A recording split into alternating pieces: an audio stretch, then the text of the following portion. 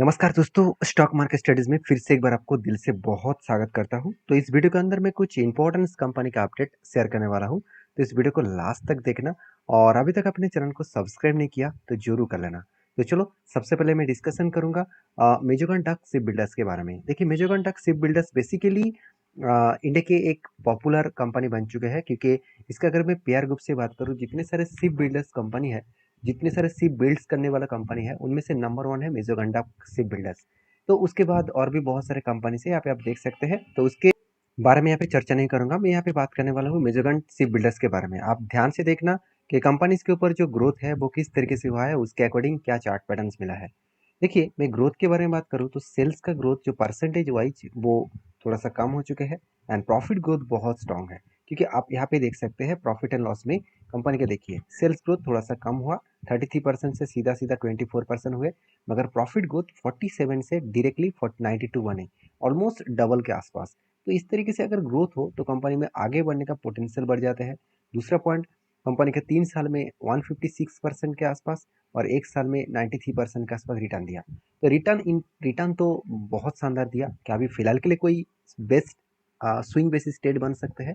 तो मेरे लिए जो ट्रेड बना वो मैं आपके साथ शेयर करूंगा। देखिए ध्यान से देखना, कंपनी के ऊपर कुछ इस तरीके से एक दो तीन तीन के तीन यहाँ पे बाइंग का रेंज बने। मैं थोड़ा सा और भी जूम कर देता हूँ, आप देख सकते हैं एक दो तीन तीन के तीन बाइंग रेंज बने। जब मैंने नीचे साइड से टॉप लेवल तक मार्किंग किया तो टोटल मुझे जो रेंज निकल के आया, मैं एक बार रेंज को यहाँ पे कलर कर देता हूँ, थोड़ा सा आपको देखने में दिक्कत होगा शायद।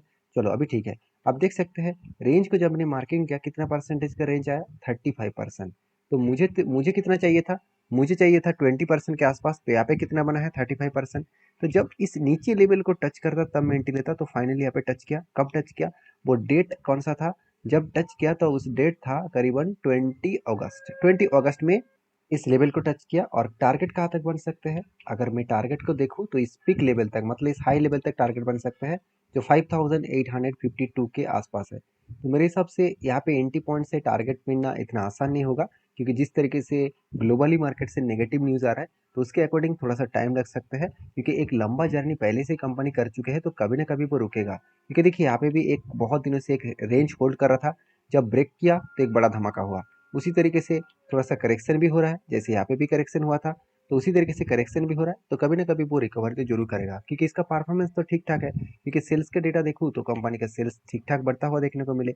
रेवेन्यूज का डेटा देखूँ तो रेवेन्यूज तो और भी स्ट्रांग है। सेल्स कम हुआ तो क्या हुआ, रेवेन्यूज इस बार हाईएस्ट देखने को मिला। तो जब सेल्स अच्छा खासा हुआ, रेवेन्यूज अच्छा खासा चल रहा है, तो कंपनी फिर से ग्रोथ तो दिखाएगा। और तीसरी बात यहाँ पे ये बता दूं, लास्ट 2 क्वार्टर्स में आप, सॉरी लास्ट 2 मंथ्स में, जैसे आप देख सकते हैं जुलाई और अगेंस्ट में, मतलब जुलाई और अगस्त मंथ में आप देख सकते हैं किस तरीके से म्यूचुअल फंड ने बाई किया। सिर्फ के सिर्फ जून मंथ में सेलिंग किया गया था, बाकी सारे मंथ्स में बाई किया गया।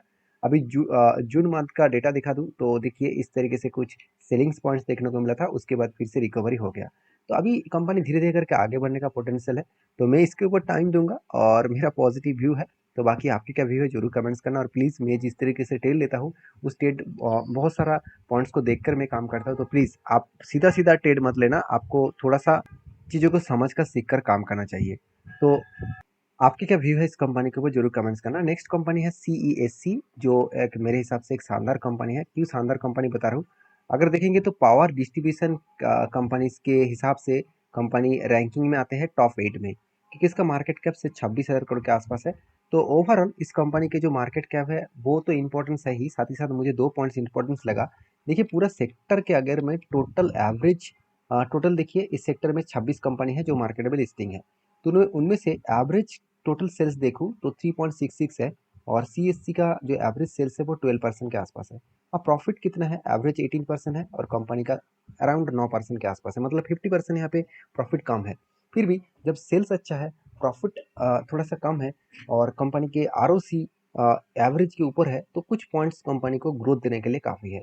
इसीलिए कंपनी अच्छा खासा ग्रोथ कर रहा है। हाँ, इस कंपनी में दो दिक्कत पॉइंट है। पहली बात, कंपनी का कर्जा बहुत ज़्यादा है, और दूसरी बात, कंपनी का अगर बैलेंस शीट को चेक करेंगे तो जिस तरीके से कंपनी का फिक्स्ड एसेट बनना चाहिए था, देखिए बीच में कितना हो गया था, 26,000 25,000 के आसपास। तो वो घट के कितना हो चुके हैं अभी 22,000 के आसपास। मतलब कंपनी का फिक्स्ड एसेट यहाँ पे करेक्शन होता हुआ देखने को मिले।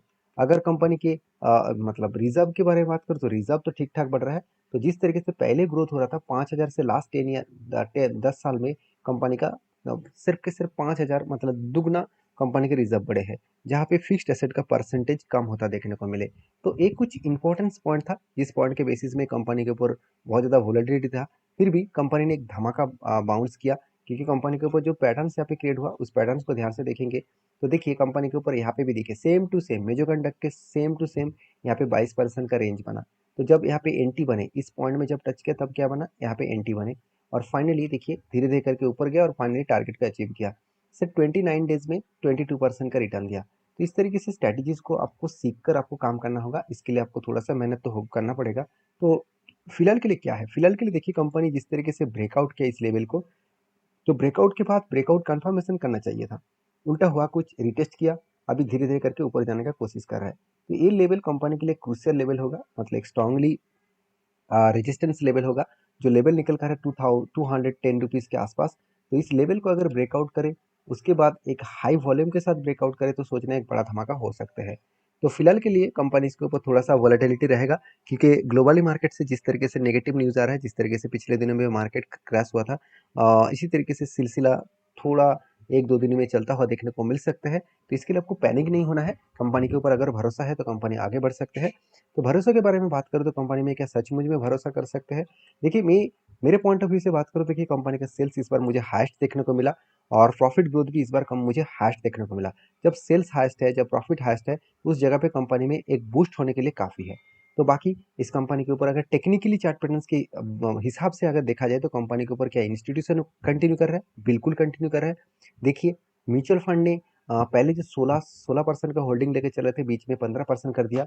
अभी करंटली कितना बन चुके हैं, करंटली 17%। और एफएस के पास पहले 14% होल्डिंग था, बीच में 12% हो गया था, अभी फिर से 14% के आसपास होल्डिंग देखने को मिल रहा है। मतलब इंस्टीट्यूशन अच्छा खासा इस कंपनी के ऊपर होल्डिंग लेकर चल रहा है, जो होल्डिंग कंपनी को आगे बढ़ाने के लिए काफ़ी रहेगा, आगे जर्नी करने के लिए काफ़ी रहेगा। तो बाकी आपके क्या ओपिनियन है इस कंपनी के ऊपर जरूर कमेंट्स करना, और वीडियो अच्छा लगे तो प्लीज़ एक लाइक जरूर कर देना। तो चलो नेक्स्ट कंपनी के बारे में चर्चा कर लेते हैं। नेक्स्ट कंपनी का नाम कौन सा है, कोचिन शिपयार्ड लिमिटेड। देखिए कोचिन शिपयार्ड लिमिटेड के ऊपर मुझे कुछ कहना है आपको। कहने का मतलब क्या है कि इस कंपनी में क्या सचमुच में ग्रोथ उतना होना चाहिए जितना हम लोग ग्रोथ के लिए सोच रहे हैं। देखिए पहली बात, कंपनी एक सरकारी कंपनी है। अगर मैं प्रोमोटर के बारे में बात करूँ तो प्रेसिडेंट ऑफ इंडिया के पास 72% होल्डिंग्स है, जो अराउंड देखा है तो बहुत काफ़ी है। तो क्या इसके बाद क्या इंस्टीट्यूशन इस कंपनी को और बाय नहीं किया? बिल्कुल किया। एफएस के पास तो 2% होल्डिंग था, वो आज कितना हो चुके हैं, अराउंड 5% के आसपास।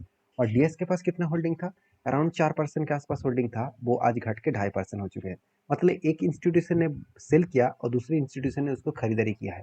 तो उसके बीच में पब्लिक को भी कुछ माल मिल चुके हैं। तो इंस्टीट्यूशन जब इस तरीके से काम करते हैं तो उस कंपनी के ऊपर कुछ ना कुछ ग्रोथ आने का तो चांसेस रहेगा। बाकी देखिए कंपनी के ऊपर लगातार एक धमाका हुआ, धमाका कब हुआ आप देख सकते हैं। एक साल में कंपनी सारे रिकॉर्ड तोड़ दिए, 220% का रिटर्न दिया, और 3 साल में तो 113% और 5 साल में तो 60% के आसपास रिटर्न दिया। इस रिटर्न देखकर बहुत सारे लोग खुश हो जाएंगे और अभी बाई कर लेंगे। उसके लिए मैं बता दूं, ऐसे कभी मत करना। देखिए सब लोग रिटर्न के लिए ही मार्केट में आते हैं। तो आपको रिटर्न तब मिलेगा जब कोई टेक्निकली चार्ट पैटर्न्स को देखकर आप काम कर रहे हैं, जब चीज़ों को समझकर काम कर रहे हैं। जैसे देखिए यहाँ पे हालत क्या हुआ, सेम टू सेम कोचिन सीपेट के ऊपर सीएससी के ऊपर सेम टू सेम एक पैटर्न क्रिएट हुआ, एक कैंडल बने, उसके अगेंस्ट में मुझे चाहिए था नीचे लेवल को टच करना, तो टच भी किए तो ऊपर गया नहीं, उल्टा क्या हो गया, क्रैश हो गया। तो कितना करेक्शन हो गया, एंटी पॉइंट से मैं अगर करंट लेवल तक देखूँ तो ऑलमोस्ट 25% का करेक्शन हो चुके हैं।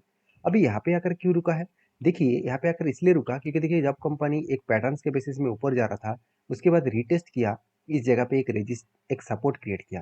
तो यही सपोर्ट यहाँ पे भी बन चुके हैं, क्योंकि सपोर्ट के बाद ही कंपनी के एक बाउंस बैक हुआ था। तो यहाँ पे भी सपोर्ट बना है, यहाँ से बाउंस बैक इसीलिए हो रहा है, मतलब होने का चांसेस है। तो मार्केट अगर सीधी तरीके से ऊपर गए तो इस कंपनी फिर से बाउंस करेगा, अगर सीधी तरीके से ऊपर ना गए तो कंपनी के ऊपर और एक बहुत बड़ा फॉल देखने को मिल सकता है, जो लेवल निकल कर है करीबन 1200 के आसपास। तो कोई बात नहीं, मैं इस कंपनी के ऊपर बाकी पॉइंट्स के हिसाब से मुझे पॉजिटिव लगा तो मैं जरूर कंटिन्यू करूंगा। और आपके क्या व्यू है जरूर मुझे कमेंट्स करके बता सकते हैं, क्योंकि कंपनी के ऊपर बैलेंस शीट को देखा जाए तो कंपनी के ऊपर देखिए कर्जा ना के बराबर है। चलो अच्छी बात है, कंपनी के रिजर्व 1100 से आज 4800 के आसपास पहुंच चुके हैं। फिक्स्ड एसेट 250 से 700 के आसपास पहुंच चुके हैं। मतलब ये सारे पॉइंट्स कंपनी को पॉजिटिवली ग्रोथ करने के लिए काफ़ी है। बाकी नेक्स्ट जो कंपनी है उसके बारे में चर्चा करूँ, उसका नाम है के इंडस्ट्रीज लिमिटेड। तो के इंडस्ट्रीज लिमिटेड समझ चाहता हूँ। नेक्स्ट कंपनी का नाम है Sameera agro and infra limited. जो कंपनी एक अच्छा खासा बोनस देने जा रहा है, वो बोनस है 4:1 का। मतलब हर एक के बदले कंपनी आपको 4 शेयर देने जा रहा है। तो ये था कुछ कंपनीज का अपडेट। वीडियो में सारी इन्फॉर्मेशन एजुकेशन पर्पस में शेयर किया हूँ। प्लीज़ एक बार सारी चीज़ों को वेरीफाई करके ही काम करना। मिलते हैं नेक्स्ट वीडियो में, तब तक के लिए धन्यवाद।